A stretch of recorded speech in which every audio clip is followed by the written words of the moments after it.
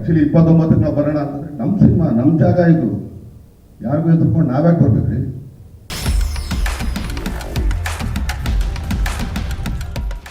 ನಮ್ಮ ಮನೆಗೆ ಯಾರು ಬರಕ್ಕೋ ಇನ್ನೊಬ್ಬರಿಗೆ ಅವ್ರಿಗೆ ಹೆದರಿಕೆ ಇರಬೇಕು ಹೊರತು ನಮ್ಗೆ ಯಾಕೆ ಹೆದರಿಕೆ? ಹಾಗೆ ನಮ್ಮ ಕನ್ನಡ ಜನಗಳು ಇದಾರ ಇಲ್ವಾ ಅಂತ ನಮಗೆ ಡೌಟ್ ಬಂದ್ಬಿಡ್ಬೋದು. ಬಟ್ ಕನ್ನಡ ಸಿನಿಮಾ ಚೆನ್ನಾಗಿದ್ದಾಗ ಕನ್ನಡಿಗರು ಯಾವಾಗಲೂ ಕೈ ಹಿಡಿದು ಹಿಡಿತಾರೆ. ಆಮೇಲೆ ನಾವು ಯಾವುದೇ ಪ್ಯಾನ್ ಇಂಡಿಯಾ ಸಿನಿಮಾ ಮಾಡಿಲ್ಲ, ಅಪ್ಪಟ ಕನ್ನಡ ಸಿನಿಮಾ, ಕರ್ನಾಟಕದ ಜನತೆಗೋಸ್ಕರ ಮಾಡುವಂಥ ಸಿನಿಮಾ ಅಂತ ಹೇಳ್ತೀನಿ. ನಟ ದರ್ಶನ್ ಹೇಳಿಕೆಯನ್ನ ಎಷ್ಟೇ ತಿರುಚಿದ್ರೂ ಕೂಡ ಅವರು ಹೇಳಿದ್ದರಲ್ಲಿ ತಪ್ಪೇನಿಲ್ಲ. ಆದರೆ ಇದು ನಮ್ಮ ಜಾಗ, ಇಲ್ಲಿರೋರು ನಮ್ಮ ಕನ್ನಡಿಗರು, ನಮ್ಮ ಸಿನಿಮಾ ಎದುರು ಬರೋದಕ್ಕೆ ಬೇರೆಯವರಿಗೆ ಹೆದರಿಕೆ ಇರಬೇಕು ಅನ್ನೋ ಅರ್ಥದ ಮಾತು ಈಗ ಬೇರೆ ಭಾಷೆಗಳಲ್ಲಿ ಟ್ರೋಲ್ ಆಗ್ತಾ ಇದೆ. ಬೇರೆ ಭಾಷೆಯ ಮಾಧ್ಯಮಗಳಲ್ಲೂ ಕೂಡ ಇದು ದೊಡ್ಡ ಸುದ್ದಿ ಆಗ್ತಾ ಇದೆ. ಇತ್ತ ದಾಸನ ಅಭಿಮಾನಿಗಳು ನೆಗೆಟಿವ್ ಟ್ರೋಲ್ ಮಾಡುವವರ ವಿರುದ್ಧ ಗರಂ ಆಗಿದ್ದಾರೆ. ಸೋಷಿಯಲ್ ಮೀಡಿಯಾಗಳಲ್ಲಿ ಸುಳ್ಳು ಸುದ್ದಿ ಹಬ್ಬಿಸುವವರನ್ನ ಹುಡುಕುತ್ತಿದ್ದಾರೆ. ಅವರ ಹೇಳಿಕೆಯನ್ನ ತಿರುಚುವವರಿಗೆ ಕೌಂಟರ್ ಕೂಡ ಕೊಡ್ತಾ ಇದ್ದಾರೆ. ಇದೆಲ್ಲದರ ಜೊತೆಗೆ ದರ್ಶನ್ ಹೇಳಿಕೆಗೆ ಮೆಚ್ಚುಗೆ ಕೂಡ ವ್ಯಕ್ತವಾಗ್ತಾ ಇದೆ. ಈ ಹಿಂದೆ ಕ್ರಾಂತಿ ಸಿನಿಮಾ ಬಿಡುಗಡೆ ವೇಳೆ ನೀಡಿದ ಹೇಳಿಕೆಗೆ ದರ್ಶನ್ ಬದ್ಧವಾಗಿದ್ದಾರೆ. ಅಪ್ಪಟ ಕನ್ನಡಿಗರಿಗಾಗಿ ಕನ್ನಡ ಸಿನಿಮಾ ಮಾಡಿದ್ದೀವಿ, ಯಾವ ಪ್ಯಾನ್ ಇಂಡಿಯಾ ಅಂತ ಮಾಡಿಲ್ಲ ಎಂದಿರುವ ದಾಸನ ಮಾತಿಗೆ ಅಭಿಮಾನಿಗಳು ತಲೆ ತೂಗಿದ್ದಾರೆ. 29ಕ್ಕೆ ನಾವು ಬರೋಣ ಅಂತಂದ್ರೆ ನಮ್ಮ ಸಿನಿಮಾ ನಮ್ಮ ಜಾಗ ಇದು, ಯಾರಿಗೂ ಎದುರ್ಕೊಂಡು ನಾವ್ಯಾಕೆ ಬರ್ಬೇಕ್ರಿ? ನಮ್ಮ ಮನೆಗೆ ಯಾರು ಬರಕ್ಕೋ ಇನ್ನೊಬ್ಬರಿಗೆ ಅವ್ರಿಗೆ ಹೆದರಿಕೆ ಇರಬೇಕು ಹೊರತು ನಮ್ಗೆ ಯಾಕೆ ಹೆದರಿಕೆ?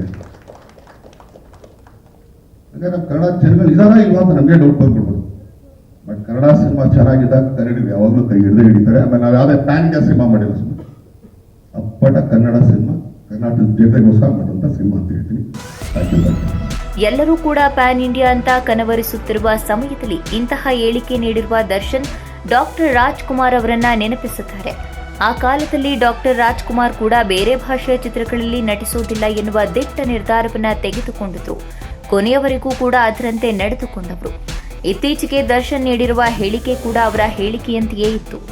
ಡಾಕ್ಟರ್ ರಾಜ್ಕುಮಾರ್ ಅವರ ಹೇಳಿಕೆ ನಯವಾಗಿತ್ತು, ಆದರೆ ದರ್ಶನ್ ಅವರ ಹೇಳಿಕೆ ಕೊಂಚ ಖಡಕ್ ಆಗಿತ್ತು.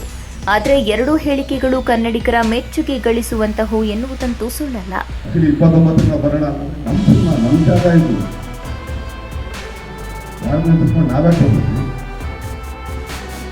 ನಮ್ಮ ಮನೆಗೆ ಯಾರು ಬರಕ್ಕೋ ಇನ್ನೊಬ್ಬರಿಗೆ ಅವ್ರಿಗೆ ಹೆದರಿಕೆ ಇರಬೇಕು ಹೊರತು ನಮ್ಗೆ ಯಾಕೆ ಹೆದರಿಕೆ? ಹಾಗೆ ನಮ್ಮ ಕನ್ನಡ ಜನಗಳು ಇದಾರ ಇಲ್ವಾ ಅಂತ ನಮಗೆ ಡೌಟ್ ಬಂದ್ಬಿಡ್ಬೋದು.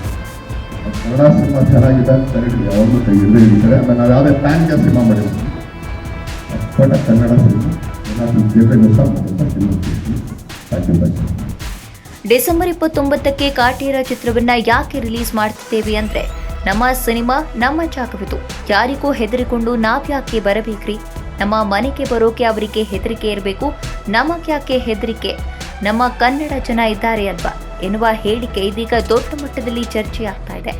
ದರ್ಶನ್ ಇಲ್ಲಿ ಯಾವ ಸಿನಿಮಾ ಬಗ್ಗೆ ಆಗಲಿ ಬೇರೆ ಕಲಾವಿದರ ಬಗ್ಗೆ ಆಗಲಿ ಮಾತನಾಡಿಲ್ಲವಾದ್ರೂ ಅವರ ಹೇಳಿಕೆಯನ್ನ ಬೇರೆಯದೇ ರೀತಿಯಲ್ಲಿ ಅರ್ಥೈಸುವ ಪ್ರಯತ್ನ ನಡೀತಾ ಇದೆ. ದರ್ಶನ್ ಕ್ರಾಂತಿ ಸಿನಿಮಾ ಬಿಡುಗಡೆಯ ಸಮಯದಲ್ಲೂ ಕೂಡ ನಾವು ಕನ್ನಡ ಸಿನಿಮಾ ಮಾಡ್ತೀವಿ, ಬೇರೆ ಭಾಷೆಗಳಿಗೆ ಡಬ್ ಮಾಡಿ ಕೊಡ್ತೀವಿ, ಆದರೂ ನಾವು ಎಲ್ಲಿಯೂ ಹೋಗೋದಿಲ್ಲ ಅಂತಿದ್ರು. ಇದೀಗ ಕಾಟೇರ ರಿಲೀಸ್ ವೇಳೆಯೂ ಇದು ಅಪ್ಪಟ ಕನ್ನಡ ಸಿನಿಮಾ ಅಂತ ಸ್ಪಷ್ಟಪಡಿಸಿದ್ದಾರೆ. ಸದ್ಯ ಕಾಟೇರ ಹಾಡುಗಳು ಮತ್ತು ಟ್ರೇಲರ್ ಯೂಟ್ಯೂಬ್ನಲ್ಲಿ ಟ್ರೆಂಡಿಂಗ್ ಲಿಸ್ಟ್ನಲ್ಲಿ ಸೇರಿಕೊಂಡಿವೆ.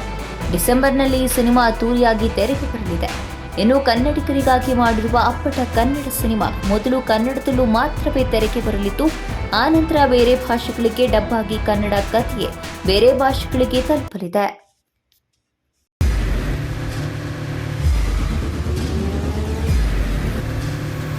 ಪ್ರಜಾಮಾರ್ಗ ನ್ಯೂಸ್, ಇದು ಜನಸಾಮಾನ್ಯರ ಧ್ವನಿ.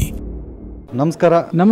ನೀವು ನೋಡ್ತಾ ಇದ್ದೀರಾ ಪ್ರಜಾಮಾರ್ಗ ನ್ಯೂಸ್. ರಾಷ್ಟ್ರದ ರಾಜ್ಯದ ರಾಜಕೀಯದ ಬಗ್ಗೆ ಹೆಚ್ಚಿನ ಸಿನಿಮಾ ಅಪ್ಡೇಟ್ಗಳಿಗಾಗಿ ಫಸ್ಟ್ ಲೈಕ್ ಮಾಡಿ, ಸಬ್ಸ್ಕ್ರೈಬ್ ಆಗಿ, ಹಾಗೆ ಫಾಲೋ ಕೂಡ ಮಾಡಬೇಕು.